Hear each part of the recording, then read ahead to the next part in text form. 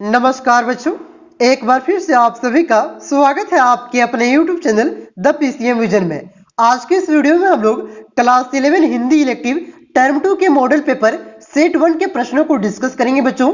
इससे पहले हम लोगों ने हिस्ट्री की मॉडल पेपर सेट 1 को डिस्कस कर लिया था और ज्योग्राफी की भी मॉडल पेपर सेट 1 को डिस्कस कर लिया था। अगर आपने इस वीडियो को नहीं देखा है तो डिस्क्रिप्शन में प्लेलिस्ट का लिंक दिया हुआ है, आप लोग उसे वहां से जाकर के देख सकते हैं बच्चों। तो चलिए शुरू करते हैं आज के प्रश्नों को। तो खंड क में आपका एक अपठित गद्यांश दिया हुआ है बच्चों और एक अथवा में आपका पद्यांश दिया हुआ है। दोनों में से कोई एक को ध्यान से पढ़ करके आपको नीचे दिए गए प्रश्नों का उत्तर देना है। यहाँ पे मैं दोनों का उत्तर आपको बताऊंगा, तो पैसेज को आप लोग पढ़ लीजिए बच्चों। मैं इसका सिर्फ आपको डायरेक्ट आंसर बताता हूं, ठीक है। तो देखिए बच्चों, गद्यांश का पहला प्रश्न है बच्चों, जीवन की सर्वोच्चतम नीति किसे कहा गया है? तो इसका राइट आंसर हो जाएगा ईमानदारी को। उसके बाद देखिए दूसरा प्रश्न है, गांधी और कबीर किसके उदाहरण है? तो इसका राइट आंसर हो जाएगा ईमानदार और सत्यवादी लोगों का। उसके बाद इसका ग नंबर में प्रश्न है बच्चों, जीवन में सफल होने के लिए मनुष्य को क्या करना चाहिए? तो ईमानदारी को अपनाना चाहिए, ठीक है। तो यहाँ पे हो गया आपका गद्यांश का आंसर। अब देखते हैं हम लोग पद्यांश को। तो पद्यांश को भी आप लोग पढ़ लीजिएगा बच्चों, मैं इसका आपको डायरेक्ट आंसर बता देता हूं। तो देखिए पद्यांश का आपका पहला प्रश्न है, पद्यांश में सच किसे कहा गया है? तो इसका राइट आंसर हो जाएगा संघर्ष को। सच किसे कहा गया है? संघर्ष को कहा गया है पद्यांश के अनुसार। उसके बाद देखिए ख में प्रश्न है, नयन का नीर का क्या अर्थ है? तो इसका क्या अर्थ होगा बच्चों? आंख का आंसू। क्या अर्थ होगा? आंख का आंसू इसका राइट आंसर होगा पैसेज के अनुसार। उसके बाद देखिए ग नंबर में आपका प्रश्न है, उपयुक्त पद्यांश के लिए उपयुक्त शीर्षक लिखिए। तो इसका उपयुक्त शीर्षक क्या हो जाएगा बच्चों? सच, ठीक है। इसमें सच के बारे में ही ज्यादा बात किया गया है, तो इसका उपयुक्त आंसर क्या हो जाएगा? सच इसका शीर्षक हो जाएगा बच्चों। उसके बाद देखिए खंड क में आपका है, अभिव्यक्ति और माध्यम से रचनात्मक लेखन, यानी कि आपका निबंध लेखन है, लेटर टू एडिटर है, मतलब संपादक के पास पत्र लिखना है, ठीक है, कोई अधिकारी के पास पत्र लिख जाना है। तो यहाँ पे देखिए इस प्रश्न को देख लेते बढ़िया से हम लोग। देखिए बच्चों दूसरा प्रश्न आपका, निम्नलिखित में से किन्हीं दो प्रश्नों के उत्तर लिखने हैं। यहाँ पे आपका 4 प्रश्न दिया हुआ है, तो इनमें से कोई 2 प्रश्नों का उत्तर आपको लिखना है और ये 5-5 मार्क्स का है, यानी कि 10 मार्क्स का। तो देखिए पहला काम है आपका है निबंध। तो यहाँ पे निबंध में भी आपका अथवा में है, तो 2 निबंध आपको यहाँ पे दिया हुआ है, इनमें से कोई एक निबंध आपको लिखना है अगर आप निबंध लिखते हैं। बाकी बात ये 3 में से आपको एक लिखना है बच्चों। तो यहाँ पे अनुशासन का महत्व को निबंध को हम लोग देखते हैं सबसे पहले। देखिए बच्चों, अनुशासन का महत्व, अनुशासन का अर्थ क्या होता है सो पहले आपको लिखना है। तो देखिए अनुशासन यानी कि इंग्लिश में डिसिप्लिन का अर्थ होता है निर्धारित नियमों का के अनुसार कार्य करना। पहले इसको आप लोग कितना लिखिएगा, उसके बाद आपको प्रस्तावना को लिखना है इसके बारे में। देखिए व्यक्ति चाहे छोटा हो या बड़ा, सभी के जीवन में अनुशासन का एक मुख्य भूमिका निभाता है। अनुशासन के बिना जीवन बेकार हो जाता है। अनुशासन ही विद्यार्थी और व्यक्ति को कार्य को सही तरीके से करने और कार्य को करने की रणनीति बनाने में मदद करते हैं। अनुशासन की जरूरत हर जगह पड़ती है।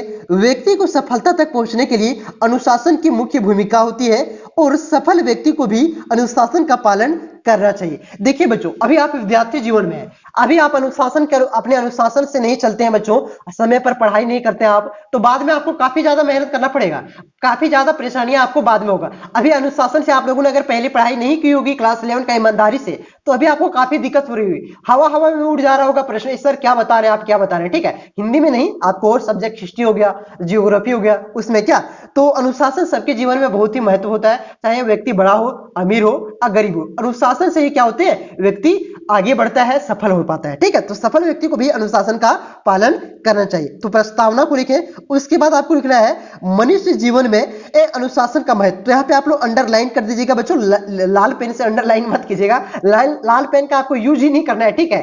वहां पे लाल पेन से अंडरलाइन नहीं कर दीजिएगा, लाल कलर इसलिए नहीं है ताकि आपको अच्छा से दिखे, ठीक है। तो मनुष्य जी के जीवन में अनुशासन का क्या महत्व है, तो देखिए बच्चों, अनुशासन का महत्व हर व्यक्ति के जीवन में है। व्यक्ति को सही तरीके से जीना अनुशासन ही सिखाता है। अनुशासन को हर कदम और कायदे से व्यक्ति को परिचित कराता है और मान सम्मान से अवगत करवाता है। अगर आप अनुशासन में रहिएगा बच्चों तभी आपका मान सम्मान होगा। ठीक है, तो हर क्षेत्र में अनुशासन का बहुत ही ज्यादा महत्व है। पहले हम लोगों ने लिखा मानव जीवन में अनुशासन का क्या महत्व था। तो आप अभी विद्यार्थी हैं तो विद्यार्थी के जीवन में भी अनुशासन का क्या महत्व है उसके बारे में भी आप लोग लिखिएगा बच्चों। तो वही यहाँ पे लिखा हुआ है, देखिए विद्यार्थी के जीवन में अनुशासन का महत्व है। विद्यार्थी के जीवन में भी हर पल अनुशासन की जरूरत होती है। बचपन से ही माता पिता के द्वारा बच्चों को अनुशासन सिखाया जाता है और उसके अगले चरण में बच्चे को विद्यार्थी के जीवन के रूप में अध्यापकों और माता पिता के द्वारा अनुशासन सिखाया जाता है। तो यही हुआ बच्चों आपका कि विद्यार्थी के जो जीवन में है बच्चों, अभी आप विद्यार्थी तो आपके जीवन में अनुशासन बहुत ही ज्यादा जरूरी है। आप समय से पढ़ाई करते हैं, समय से आपको क्रिकेट खेलने जाना है, मतलब कुछ भी खेलने जाना है, सारा कुछ अगर आप समय से करते हैं, अनुशासन में रह करके करते हैं, तो आपको ये मोबाइल का अगर यूज आप कर रहे हैं तो अनुशासन में रह करके यूज करें तो आपको बहुत ही ज्यादा फायदा होगा। नहीं तो आप भोजपुरिया गाना सुनिएगा, मजाक करें, मतलब तो अब दिक्कत ही हो जाएगा ना। ठीक है, तो आपको इसका पढ़ाई के लिए ही इसका यूज करना है। अगर आप विज्ञान क्या है, आप चाहे तो इसका ये क्या कर सकते हैं आप, एक तरह से मनुष्य के लिए क्या है, वरदान है, नहीं तो ये क्या है, अभिशाप है। ठीक है, भोजपुरी अगर सीरियसली मत लेना है, रियलिटी में नहीं है। सारे बच्चे अभी समझदार हो गए हैं, क्लास 11 और 12 के बच्चे। ठीक है, ठीक है, तो आपको भी समझदारी से लेना है। ठीक है बच्चों, तो विद्यार्थी जीवन में क्या महत्व है अनुशासन का वो मैंने देखा। अब देखते हैं अनुशासन के क्या क्या फायदे हैं मनुष्य के। ठीक है, तो देखिए बच्चों अनुशासन के फायदे मनुष्य, ठीक है, मनुष्य क्यों फायदे, यहाँ पे थोड़ा मिस्टेक हो गया, यहाँ पे लिखिएगा अनुशासन को मनुष्य का फायदे। ठीक है, तो आप लोग इस प्रकार से भी लिख सकते हैं कि अनुशासन से मनुष्य को फायदे। ठीक है, जिस प्रकार से आपको समझ में आए उस प्रकार से आपको लिखना है। देखिए अनुशासन के बिना मनुष्य का जीवन बेकार है। अनुशासन के फायदे मनुष्य के जीवन में अनगिनत है। अनुशासन की जरूरत हर व्यक्ति को वो हर पल रहती है। ठीक है, तो यहाँ पे अनुशासन का क्या फायदा हुआ, विद्यार्थी जीवन में अनुशासन का क्या महत्व है, मनुष्य के जीवन में अनुशासन का क्या महत्व है। ठीक है, अनुशासन क्या क्या अर्थ होता है बच्चों। ठीक है, और आपको प्रस्तावना इसके बारे में इस प्रकार से अगर आप लिखते हैं तो आपका 5 में से 5 मार्क्स मिल सकता है। ठीक है, नहीं तो आपका 4 मार्क्स तो कहीं भी नहीं जाने वाला है। अगर आप टू द पॉइंट लिखते हैं इस प्रकार से अनुशासन का अर्थ प्रस्तावना तो आपका बहुत ही अच्छा लगेगा बच्चों। और शुरू में तो आप लोग इसे ही लिखिएगा। ठीक है, इसे लिखिएगा, निबंध ही लिखिएगा, क्योंकि निबंध बहुत आसान है। लेकिन उसी से पता चल जाता है कि आपका कॉपी किस प्रकार से, उसी के अनुसार अगर आप बाद में कितना अच्छा नंबर लिखते हैं ना तो आपको इसी के अनुसार नंबर मिलेगा। ठीक है, तो बहुत ही इस प्रकार से आप प्रस्तावना, ठीक है, अर्थ, उसमें क्या क्या महत्व है इस प्रकार से लिखिएगा तो फुल में फुल मार्क्स आपको मिल सकता है बच्चों। अब देखते हैं इसका दूसरा प्रश्न अथवा में क्या है। इसी के अथवा में है बच्चों मेरे प्रिय रचनाकार। तो एक लेखक के बारे में आपको लिखना है, इसको आप लोग लिख लीजिएगा। मैं बता देता हूं, सिर्फ आप लोग ध्यान से सुनिए। ठीक है, जिससे तुलसीदास के बारे में लिखना है तो तुलसीदास का पहले आप लोग क्या लिखिएगा, जीवन परिचय। ठीक है, यहाँ पे जिस तरह से प्रस्तावना लिखे, अर्थ लिखे ना, वहां पे लिखिएगा तुलसीदास का जीवन परिचय। उसके बाद लिखिएगा तुलसीदास किस प्रकार के कवि थे। ठीक है, उसके बारे में लिखना है। फिर उसके बाद उसके प्रसिद्ध रचना के बारे में लिखना है, उन्होंने समाज में किस प्रकार से योगदान दिया उसके बारे में लिखना है। ठीक है बच्चों, इसको थोड़ा गूगल से आप लोग सर्च कर सकते हैं। उस तरह से अगर सारा मैं बताते चलूं आपको, ठीक है, जो जो इंपॉर्टेंट है आपके बोर्ड एग्जाम में आएंगे उससे मैं हरगिज करवा रहा हूं। बाकी बात ये मेरी प्रिय रचनाकार आपको उतना इंपॉर्टेंट नहीं है।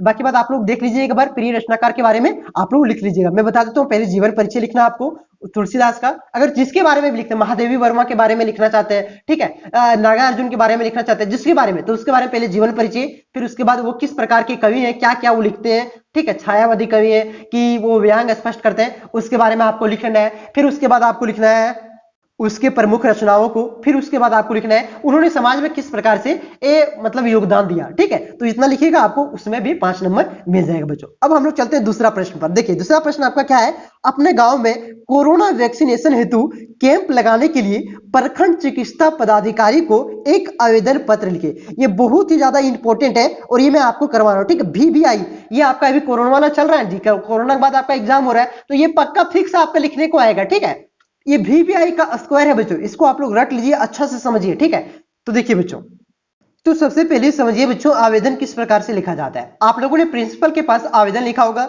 ठीक उसी प्रकार से इसमें लिखा जाता है। वहां पे आप लोग प्रधानाचार्य महोदय करते थे, यहाँ पे आपको क्या करना है, प्रखंड चिकित्सा पदाधिकारी। ठीक है, तो सेवा में जिस प्रकार से लिखते थे उसी प्रकार से लिखना है। फिर उसके सटले देखिए यहाँ पे सेवा में लिखे, उसके सटले आपको क्या लिखना है बच्चों, यहाँ पे सेवा में। ठीक है, ये थोड़ा 2 पेज में आ गया, इस वजह से इस प्रकार से दिख रहा है। तो सेवा में यहाँ पे इस प्रकार से लिखिएगा।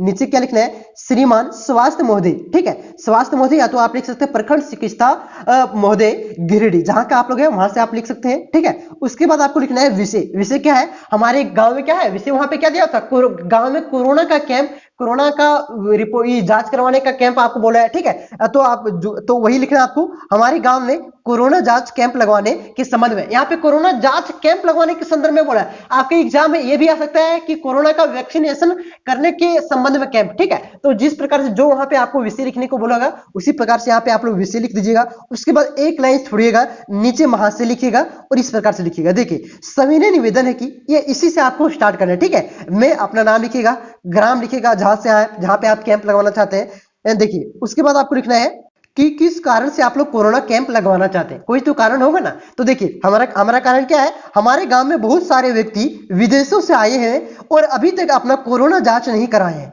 कोरोना वायरस यहाँ पे मिस्टेक हुई, कोरोना बढ़िया से लिखिएगा आप लोग। कोरोना वायरस एक जानलेवा वायरस है, लेकिन फिर भी ये लोग नहीं समझ रहे। अतः श्रीमान से मेरा विनम्र अनुरोध है कि आप हमारे गांव में एक कैंप लगाएं। जो विदेशों से आए हैं उनका जल्द से जल्द कोरोना चेकअप करें। आपके इस पुनीत कार्य हेतु मैं आपका सदा आभारी रहूंगा, ठीक है। तो वही लिखना है कि हमारे गांव में विदेश आए हुए हैं, ठीक है, लोग कोरोना आ भी सकता है, तो उसी प्रकार से आपको लिखना है, ठीक है बच्चों। उसके बाद नीचे आप लोग यहाँ पे भी लिख सकते हैं आपका भवदीय, तो यहाँ पे भी लिख सकते हैं, तो आपका विश्वासी लिख दीजिएगा, भवदीय लिखने का मन नहीं करता है, ठीक है। उसके बाद अपना नाम दे दीजिएगा और दिनांक दे दीजिएगा, ठीक है बच्चों। इस प्रकार से इधर भी लिख सकते हैं आप लोग, तो इधर भी लिख सकते हैं। क्लियर है। उसके बाद देखिए बच्चों, उसके बाद आपका ग नंबर में था लेटर टू एडिटर, संपादक के पास पत्र लिखना था। तो संपादक के पास जो पत्र लिखने का है बच्चों, वो आपका प्रत्येक सेट में, ठीक है, सेट 2 में भी है और सेट 3 में भी। तो आपको मैं सेट 2 में संपादक के पास पत्र लिखने को बताऊंगा, सिर्फ वहां पे विषय चेंज किया है, तो मैं बता दूंगा किस प्रकार से आपको लिखना है, ठीक है। इस प्रकार से सारा अगर बनाते रहे तो काफी टाइम लग जाएगा, ठीक है। तो मैं संपादक के पास किस प्रकार से पत्र आपको लिखना है सेट 2 में करवाएंगे। जो इंपॉर्टेंट है सेट 2 में, अगर एक ही क्वेश्चन आपका सेट 2 में भी दिया हुआ है और सेट 3 में भी दिया हुआ है, तो क्यों करवाएं, ठीक है, एक ही जगह करवाएंगे बच्चों, ठीक है। तो चैनल पे अगर आप नए हैं तो चैनल को सब्सक्राइब जरूर कीजिएगा बच्चों, ठीक है। तो संपादक के पास पत्र हम लोग बाद में लिखेंगे। उसके बाद देखिए घ नंबर में क्या प्रश्न है देख लेते हैं। प्रतिवेदन का आशय स्पष्ट करें करते हुए उसकी विशेषता लिखें। तो देखिए बच्चों पहले समझिए प्रतिवेदन किसको कहते हैं। देखिए प्रतिवेदन को क्या कहते हैं, रिपोर्ट कहते हैं। इंग्लिश में क्या कहते हैं, इसको रिपोर्ट करते हैं। किसी घटना या कार्य संबंधित छानबीन, पूछताछ आदि के बाद तैयार किया गया वह जानकारी जो किसी के समझ प्रस्तुत करने योग्य हो, उसे क्या कहते हैं, प्रतिवेदन कहते हैं बच्चों। उसके बाद देखिए वास्तव में प्रतिवेदन एक ऐसा लिखित विवरण है जो किसी कार्य कर रही सीधा और सपाट जानकारी देता है। इसके द्वारा किसी कार्य की जांच स्तर, उनके परिणामों को स्पष्ट रूप से व्यक्त किया जा सकता है। तो रिपोर्ट क्या होता है ये मैंने आपको बताया। अब इसकी विशेषताओं को देखते हैं बच्चों। देखिए इसकी प्रमुख विशेषताएं इस प्रकार से। पहला विशेषता क्या है बच्चों, यह क्या रहता है, तथ्य परक होता है। दूसरा विशेषता है तथ्यों को प्रमाणिक होना अनिवार्य है। मतलब आप फेक न्यूज आप नहीं बना सकते, फेक रिपोर्टिंग आप नहीं कर सकते, प्रमाणित होना चाहिए हाँ कि ये हुआ है। उसके बाद देखिए तीसरा विशेषता है यह कानूनी या वैधानिक दस्तावेजों का भी रूप ले सकता है। चौथा है विषय निष्ठा पाई जानी जाती है, अच्छा पाई जानी भी चाहिए। उसके बाद संचित, सुगठित और उपयोगी होता है। उसके बाद ठीक है, तो ये 5 विशेषता मैंने आपको बताया। तो प्रतिवेदन क्या है आप लोग लिख लीजिएगा, ये बहुत ही ज्यादा इंपॉर्टेंट है दोस्तों। आप देखिए यहाँ पे 5 प्रश्न, तो एक को आप लोग निबंध लिखिएगा, ठीक है, एक को आप लोग निबंध लिखिएगा, तो एक आप लोग क्या लिखिएगा, पत्र लिखिएगा। चाहे आपको कोई भी अधिकारी के पास पत्र लिखना हो, नगर निगम में पत्र लिखना हो, तो आपको किसी संपादक के पास पत्र लिखना, ठीक है। तो ये थोड़ा ग्रामर का पोर्शन हो जाता है, ठीक है, ये थोड़ा इंपॉर्टेंट उतना नहीं है, आप लोग उधर का ही लिखिएगा, आसानी से लिख लीजिएगा, ठीक है। तो इसका पीडीएफ आपको कहां से मिलेगा बच्चों, टेलीग्राम ग्रुप से इसका पीडीएफ मिलेगा। तो 1-2 दिन में इसका पीडीएफ मैं दूंगा, आज इसलिए नहीं दूंगा क्योंकि बहुत सारे यूट्यूबर ऐसे क्या करते हैं समझ लो, ये यही वाला क्या करेंगे, पीडीएफ ले लेंगे और अपना एक वीडियो बना देंगे। मेहनत हम किए, टाइपिंग हम किए, टाइपिंग करने में सबसे ज्यादा हम लोगों के लिए मुश्किल हो जाता है, समझ रहे हो बात को, क्योंकि आंसर तो हम लोग जानते ही, आंसर लिखना उतना मुश्किल नहीं जितना टाइपिंग करना मुश्किल है, क्योंकि पहले टाइपिंग हम लोगों ने क्या ही नहीं बच्चों। तो 1-2 दिन में आपको इसका पीडीएफ मिल जाएगा, आप लोग स्क्रीनशॉट करके अभी चाहे तो नोट कर सकते हैं, नहीं तो पीडीएफ दे दूंगा, ठीक है। तो अब चलते हैं हम लोग बच्चों तीसरा प्रश्न पर। तीसरा प्रश्न क्या है बच्चों, निम्नलिखित में से किसी एक सप्रसंग की व्याख्या कीजिए। तो ये 5 नंबर का प्रश्न है बच्चों, देख लेते हैं क नंबर में क्या आपका प्रसंग है। देखिए बच्चों तीसरा नंबर का आपका प्रश्न, निम्नलिखित में से किसी एक प्रसंग की व्याख्या कीजिए। तो हार भी तेरी बनेगी, इसको आप लोग पढ़ लीजिएगा बच्चों, क नंबर का। यहाँ पे दोनों में से किसी एक का ही व्याख्या करना है, तो मैं दोनों की व्याख्या कर देता हूं, आपको जो अच्छा रही जो याद रही आप लोग एग्जाम में लिखिएगा बच्चों, ठीक है। तो दोनों को आप लोग पढ़ लीजिएगा, मैं डायरेक्ट इसकी व्याख्या कर देता हूं। तो देखिए बच्चों, क नंबर में जो आपका प्रसंग दिया हुआ था सब प्रसंग, उसकी व्याख्या हम लोग यहाँ पे करते हैं। तो देखिए प्रसंग में पहले हम लोग लिखेंगे प्रस्तुत को, ठीक है। प्रस्तुत काव्यांश हमारी पाठ्य पुस्तक अंतरा 1 में महादेवी वर्मा द्वारा रचित जाग तुझको दूर जाना से लिया गया है। इसमें स्वाधीनता आंदोलन के समय स्वतंत्रता सेनानी से प्रेरित करते हुए कहती है, कौन कहती है? कवि कहती है, ठीक है। कौन कहती है? महादेवी वर्मा कहती है। क्या कहती है? देखिए व्याख्या करते हैं हम लोग। अगर तुम हार भी जाओगे तो भी हम तुम्हारे विजय के में सम्मान है। तेरा मान सम्मान हारने के बाद भी बना रहेगा। तुमको मेहनत जो की है प्रेम पतंग की बलिदान के बाद उस राख ही उस दीपक के अमर प्रेम की निशानी है। तुमको जो तो अंगार रूपी सैया पर कोमल कालीन बिछाना है। उठो जागो तुमको अभी बहुत दूर जाना है। तो ये व्याख्या हो गया बच्चों। पहले आपको लिख लेना है कि जो प्रसंग आपका है वो कौन से कहां से लिया गया है, इसके लेखक कौन है, ठीक है। इसको लिखने के बाद आपको उसकी व्याख्या करना है। इससे आपको फुल में से फुल मार्क्स मिलेगा बच्चों।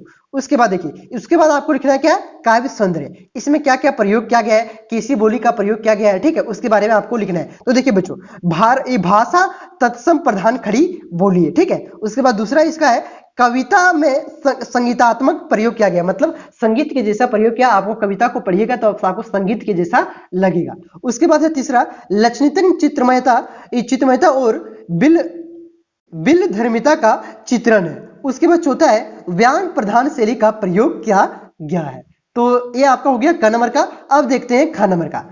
उसके देखिए बच्चों, पहले आपको प्रसंग लिखना है कि प्रस्तुत काव्यांश आप हमारी पाठ्य पुस्तक अंतरा 1 में नागा अर्जुन द्वारा रचित बादल को घिरते देखा है से लिया गया है। इसमें कवि वर्षा ऋतु के आगमन के पश्चात होने वाली परिवर्तन तथा मेघ की विभिन्न छवियों का प्रकृतिक पर पड़ने वाले प्रभावों का वर्णन करते हुए कहते हैं। तो इतना आपको लिख लेना है चैप्टर के बारे में कि कौन लिखा है, कहां से लिया गया है, और उसके बाद इसकी व्याख्या करना है। तो देखिए इसका व्याख्या देखिए बच्चों, मैंने वर्षा की छोटी छोटी मोती जैसी बूंदों को उसका एकदम बर्फ के समान ठंडे होते उसे सुनहरी प्यारी मानसरोवर झील में उगे कमल के फूल पर गिरते हुए देखा है। मैंने बादल को गिरते हुए देखा है। इस समय दृश्य काफी आनंदमय एवं मनमोहक लगता है। ये मैंने आपका सब प्रसंग जो आपका दिया हुआ है बच्चों, उसकी व्याख्या किया। अब इसके काव्य सौंदर्य को हम लोग देखते हैं बच्चों। इसमें जो इसकी जो भाषा है वो कैसी भाषा है? भाषा खड़ी बोली है, ठीक है। छोटी छोटी पुनर्रिक्त अनुप्रास अलंकार है इसमें प्रयोग किया गया है। कविता की भाषा सरल एवं सहज है, मतलब छोटी भाषा है और मतलब सरल का मतलब हो गया बच्चों आसान भाषा है, ज्यादा घुमा फिरा करके नहीं बोल रहे, ठीक है। आसान अरे की सरल और सहज है। उसके बाद चौथा है आपका कविता में संगीतात्मक का प्रयोग किया गया है, मतलब संगीत का प्रयोग किया है। पढ़िएगा तो आपको लगेगा कि संगीत है, ठीक है। इतना लिख दीजिएगा, आपको 5 नंबर मिल जाएगा बच्चों। उसके बाद देखिए चौथा प्रश्न है निम्नलिखित में से किन्हीं 2 प्रश्नों के उत्तर दें। तो यहाँ पे 3 प्रश्न आपका दिया हुआ है, उनमें से किसी 2 प्रश्नों का आपको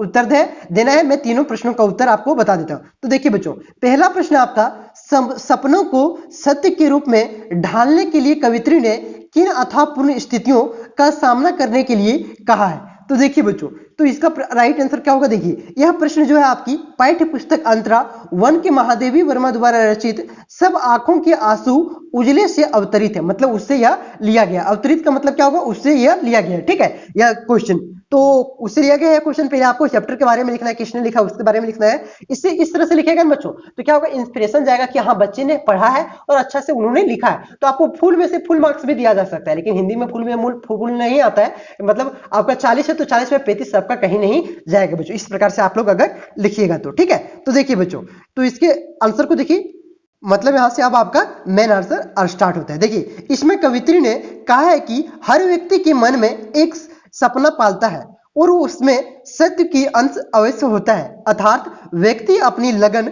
हिम्मत एवं कर्मों से सपनों के सत्य को ढाल सकता है। इसके लिए उन्होंने दीपक और फूल का उदाहरण दिया है। दीपक जलकर रोशनी फैलाता है तो फूल खिलकर, यहाँ पे खिलकर होगा, खिलकट लिख गया है, खिलकर सुगंध फैलाता है। दोनों चल के संगी है, लेकिन ना तो दीपक खिल सकता है और ना ही फूल जल सकता है, अर्थात सबकी अपनी अपनी विशेषता होती है और उसी के आधार पर सत्य को ढाल सकते हैं बच्चों। उसके बाद देखिए ख नंबर में आपका प्रश्न है नींद उचट जाती है कविता के आधार पर बताइए कि कवि की दृष्टि में बाहर का अंधेरा भीतर दुष्ट सपनों के आधार से अधिक भयावह क्यों है। तो देखिए बच्चों, कवि ने भीतर के दुष्ट सपनों से अधिक भयावह बाहर के अंधकार यानी कि कष्टों को माना है। अंधेरा मिटने का नाम नहीं लेता है और उषा नहीं आती है जीवन में, मतलब उषा यहाँ पे कर सकते हैं आप लोग, प्रकाश नहीं आती है, ठीक है। जीवन में संघर्ष समाप्त नहीं होता है, ठीक है। उसके बाद देखिए आपका ग नंबर में जो प्रश्न है बच्चों, पत्नी की आंखें नहीं हाथ है जो मुझे थामे हुए हैं से कवि का क्या अभिप्राय है। घर में वापसी कविता के आधार पर लिखिए बच्चों। जो आपके यहाँ पे लिखा गया है इससे क्या कवि का तात्पर्य है, ठीक है। तो कविता के आधार पर आपको लिखना है बच्चों। तो देखिए इसमें कवि का अभिप्राय है कि पत्नी केवल देखती ही नहीं है बल्कि हर स्थिति में कभी तो यहाँ थोड़ा मिसप्रिंट हो गया है, यहाँ पे सभी होगा, ठीक है। थोड़ा मिसप्रिंट हो गया टाइपिंग में, यहाँ होगा सभी। तो सभी को सहारा देती है, वह परिवार को गिरने और टूटने से बचाती है, यह आर्थिक संकट से जूझने पर कवि की मदद करती है तथा पारिवारिक उत्तरदायी में उसे सफल बनाते हैं, उसे कवि तथा परिवार ने थाम रखा है। तो यहाँ हो गया आपका 4 नंबर का प्रश्न क्लियर बच्चों। उसके बाद है आपका 5वां प्रश्न। तो इनमें यहाँ पे भी आपका 3 प्रश्न है और ये 3 नंबर का प्रश्न है। इनमें से कोई 2 प्रश्न का उत्तर आपको देना बच्चों। तो तीनों का मैं बता देता हूँ। देखिए क नंबर में आपका प्रश्न है, ऋषि स्त्री समानता प्रतिष्ठित करने के लिए ज्योतिबा फूले के अनुसार क्या क्या होना चाहिए। तो देखिए बच्चों, प्रस्तुत प्रश्न जो आपका है, ये प्रश्न आपका किससे लिया गया है, सुधा अरोड़ा। सुधा जो आपका ज्योतिबा फूले चैप्टर है बच्चों, वो कौन, इसके रचयिता कौन है, किसने इसको लिखा है, तो सुधा अरोड़ा ने। उससे ये प्रश्न आपका लिया गया है, जिसमें ज्योतिबा ने स्त्री समानता को प्रतिष्ठित करते हुए बताते हैं कि क्या बताते हैं। देखिए पहला यह है आपका, उन्होंने सर्वप्रथम नई विवाह पद्धति को जन्म दिया जिसमें ब्राह्मणों को का स्थान को हटा दिया। उसके बाद दूसरा है आपका, पुरुषों ने यह शपथ लिया उसका अधिकार दोगे तथा, मतलब स्त्रियों को अधिकार दोगे तथा उसे अपनी स्वतंत्रता का अनुभव करने दोगे। एक इसके बारे में बताया जा रहा है, स्त्रियों के बारे में उसका अधिकार देंगे। पर पहले पुरुषों से शपथ दिलवाते हैं कि वो शपथ लीजिए कि उसका स्त्रियों का अधिकार देंगे और उसे स्वतंत्रता का अनुभव कराएंगे। तीसरा है बच्चों, स्त्री शिक्षा पर अधिक बिल देनी चाहिए, ये उन्होंने कहा था, ठीक है। उसके बाद देखिए ख नंबर का आपका प्रश्न है, चल ये लोग हमारा घर ना बनवे देंगे।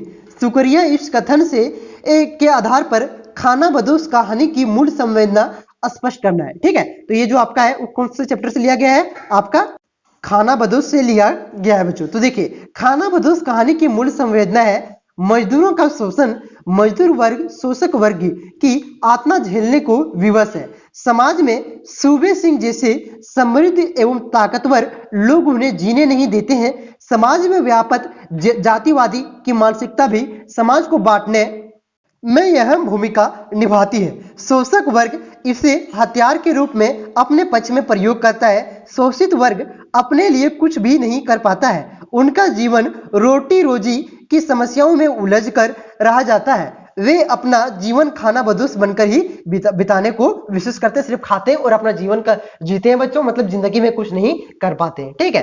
कोई एम नहीं कर पाते, किसके कारण, क्योंकि समाज में जो आपकी जातिवाद की जो मानसिकता है इस वजह से। उसके बाद देखिए तीसरा और ग नंबर में आपका प्रश्न है बच्चों, देश की सब प्रकार में से उन्नति हो इसके लिए लेखक ने जो उपाय बताए हैं उनमें से किन्हीं 3 का उदाहरण सहित उल्लेख कीजिए। तो यहाँ पे देखिए देश में किस सब प्रकार से उन्नति के लिए लेखक ने निम्नलिखित उपाय सुझाए हैं बच्चों। देखिए पहला क्या उपाय सुझाए हैं, आलस्य त्याग कर देश की उन्नति के कामों में जुट जाना। दूसरा है आपकी लोगों की शिक्षा का प्रचार करना, ज्ञानवर्धन पुस्तकें पढ़कर आगे बढ़े, विदेशी पुस्तकों से भी हितकारी ज्ञान लेना। तीसरा है आत्मनिर्भर बनना और सहायता के लिए दूसरों के मुंह की ओर ना देखना, ठीक है। और चौथा है आपका बच्चों, 3 ही लिखना था, आप लोग 4-5 लिख सकते हैं, ठीक है। तो 6 मैंने यहाँ पे 7 लिख दिया है। देखिए चौथा है आपका अपने व्यक्तिगत सुख की होम करना और धन और मान का बलिदान करके देश हित में लगाना। 5वां है समाज में फैली कुरीतियों को मिटाना। 6ठा है आपका देश की युवा पीढ़ी को अच्छे संस्कार देना, परिश्रम करने की शिक्षा देना। 7वां है हिंदू मुसलमान को आपस में सहयोग करना चाहिए, अपने जाति के अनुसार नहीं लड़ना चाहिए, सब हमें भाई भाई मिल करके रहना चाहिए, ठीक है बच्चों। अब देखते हैं 6ठा प्रश्न। 6ठा प्रश्न है आपका बच्चों, ओम प्रकाश वाल्मीकि अथवा सुदामा पांडे धूमिल की किन्हीं दो रचनाओं के नाम लिखें। तो देखिए पहले हम लोग देखते हैं ओम प्रकाश वाल्मीकि का। देखिए बच्चों, ओम प्रकाश वाल्मीकि की दो रचना क्या है? पहला है सलाम और दूसरा है झूठन। ठीक है, ये आपका किसका है? ओम प्रकाश वाल्मीकि का। अब देखते हैं धूमिल की रचनाएं। धूमिल की रचनाएं बच्चों, पहला आपका बांसुरी जल गई और दूसरा क्या है? कल सुनना मुझे। ठीक है, तो यहाँ पे दो दो रचना मैंने बताया। अब देखिए सातवां प्रश्न। तो सातवां में भी आपका दो प्रश्न है बच्चों, इनमें से किसी एक प्रश्न का उत्तर आपको लिखना है और इसके लिए आपको कितने मिलेंगे? 3 नंबर मिलेंगे बच्चों। ठीक है, नंबर यहाँ पे सेट में लिखा हुआ है। देखिए पहला है, कुछ सातवां का आपका पहला क्वेश्चन है, लेखक जन्मजात कलाकार है, हेसुन की कहानी अपनी जुबानी आत्मकथा में सबसे पहले यह कहां उद्घाटित होता है? उद्घाटित होता है। तो देखिए बच्चों, लेखक जन्मजात कलाकार है, इस बात का पता इस पाठ में उस समय पता चलता है जब बड़ोदरा के बोर्डिंग स्कूल में जथा उस समय उसके ड्राइंग यानी कि चित्रकला के शिक्षक यानी कि मास्टर मोहम्मद अतहर ने ब्लैक बोर्ड पर सफेद चौक से एक बड़ी सी चिड़िया बनाई और लड़कों से कहा कि अपनी अपनी स्लेट पर इस चिड़िया को नकल करो।